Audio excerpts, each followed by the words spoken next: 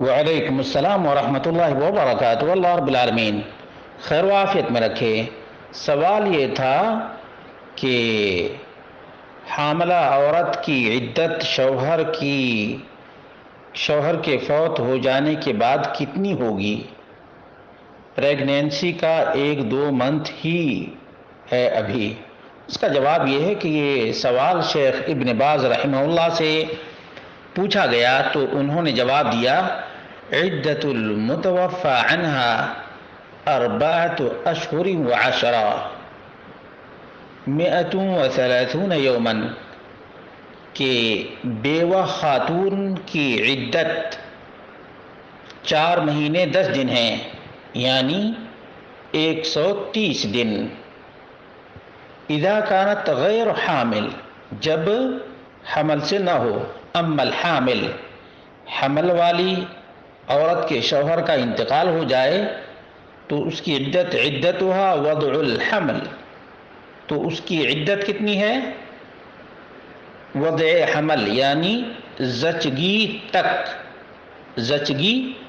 ولادت تک یا ڈیلیوری تک، کیونکہ اللہ رب العالمین نے فرمایا وَأُولَاتُ الْأَحْمَالِ أَجَلُهُنَّ أَن يَضَعْنَ حَمْلَهُنَّ، سورہ طلاق آیت نمبر 4 ہے کہ حمل والی عورتوں کی عدت یہ ہے کہ ڈیلیوری ہو جائے یا زچگی ہو جائے۔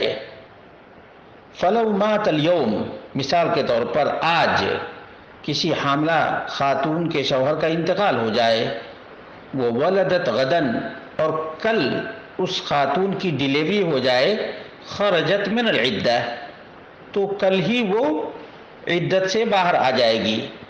ولو بعدها بیوم او یومین، یا اس کے 1 دن یا 2 دن کے بعد، خرجت من العدہ، وہ عدت سے باہر نکل آئے گی۔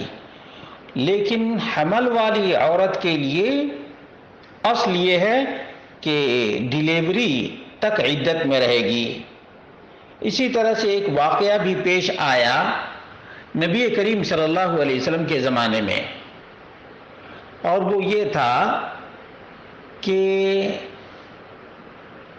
سبیعہ الاسلمیہ ایک عورت تھی اور حمل سے تھی، اس کے شوہر کا انتقال ہو گیا یا شہید ہو گئے، تو شوہر کے انتقال کے تقریباً 40 دنوں کے بعد زچگی ہو گئی، فخطبت، تو اس کو نکاح کا پیغام آیا، فانکحها رسول اللہ صلی اللہ علیہ وسلم، اللہ کے رسول صلی اللہ علیہ وسلم نے اس کا نکاح ابو السنابل سے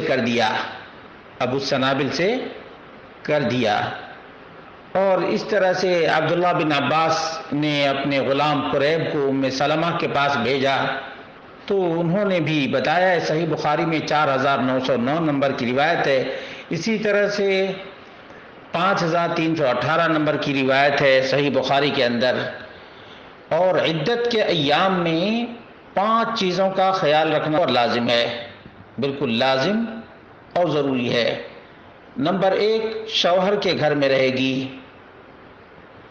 نمبر 2، خوبصورت اور آرائش اور زیبائش والے کپڑے نہیں پہنے گی۔ نمبر 3، خوشبو وغیرہ یا خوشبودار میک اپ وغیرہ نہیں کرے گی۔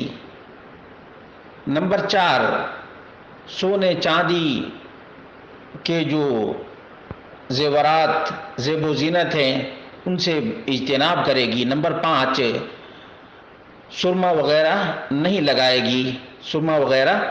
لگائے گی، کیونکہ یہ سب عدت کے منافی ہیں، سوگ کے منافی ہیں، اس لیے ان 5 چیزوں سے اجتناب کرنا، بلا ضرورت گھر سے نکلنا بھی مناسب نہیں ہے۔ واللہ اعلم بالصواب۔